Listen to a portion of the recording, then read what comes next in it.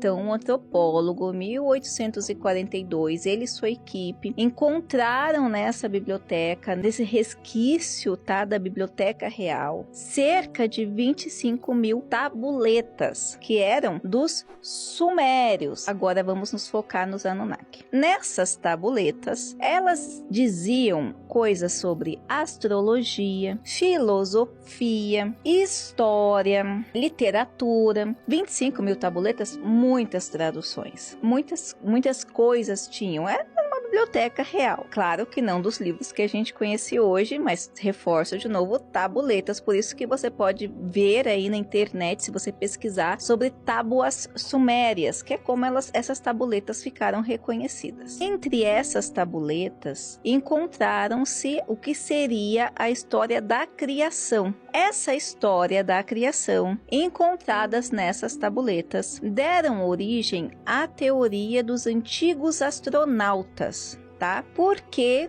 origem à teoria dos antigos astronautas? Porque nessas tabuletas, aonde se falava da criação do mundo, eles contam uma história de que um povo chamado Anunnaki, de outro planeta, seria o responsável por, através de uma modificação genética, transformar a nossa raiz, tá? A nossa evolução, né? Transformar não, é agilizar a nossa evolução do que se conhecia então do homem primitivo para o Homo sapiens. E aí a gente entra num outro âmbito, não é de julgamento, mais uma vez eu falo, isso aqui é ciência. E o que está lá nas tábuas sumérias? Quem foi responsável por fazer essa tradução foram basicamente dois antropólogos e linguísticos, que é a Denise Schmann e o Zacarias Sticklin. Dessa obra, dessa tradução, o Zacarias escreveu um livro que se chama 12º Planeta, que segundo as tábuas sumérias seriam os habitantes Anunnakis desse planeta, que na nossa tradução hoje seria Nibiru. E aí veja, isso aí você vai encontrar, eu estou me apropriando do nome que está lá no livro do Zacarias, mas você vai encontrar nomes semelhantes em outras literaturas. E os Anunnaki, os habitantes desse planeta,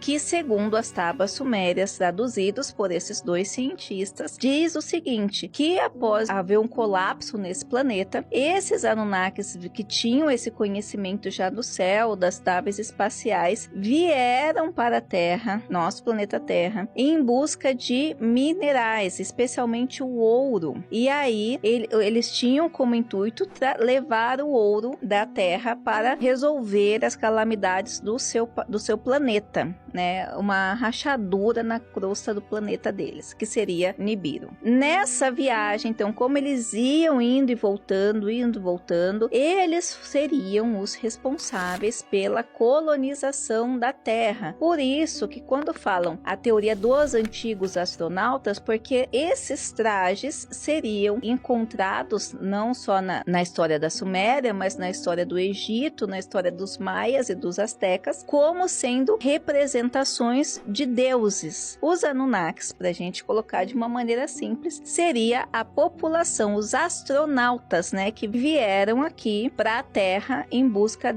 especialmente desses minerais. E eles seriam responsáveis pela colonização da Terra. Algumas histórias dos Anunnakis, dessas tabuletas, vão coincidir muito com a história da criação bíblica, e nós não vamos entrar nesse mérito aqui de julgamento neste momento, porque a intenção com esse vídeo é fazer só que você se situe no que seriam os Anunnakis e as tábuas sumérias. Esse Enki também é um Anunnaki, filho do deus deles lá, que seria o Pai Nosso que estás no céu, segundo eles chamam, né, que era pai dos 3 filhos que vieram então para esses 3 que vieram para a Terra, os 3 filhos deles, uma mulher e 2 homens, desse pai máximo que era o rei lá de Nibiru. Então a mulher também seria uma cientista, uma médica cientista. O filho mais velho também seria um cientista, e o filho do meio, que seria o filho legítimo, né, seria o administrador, o governante ali do planeta Terra. É um achado relativamente recente, porque 1842 não é tão distante, lembrando que de 1842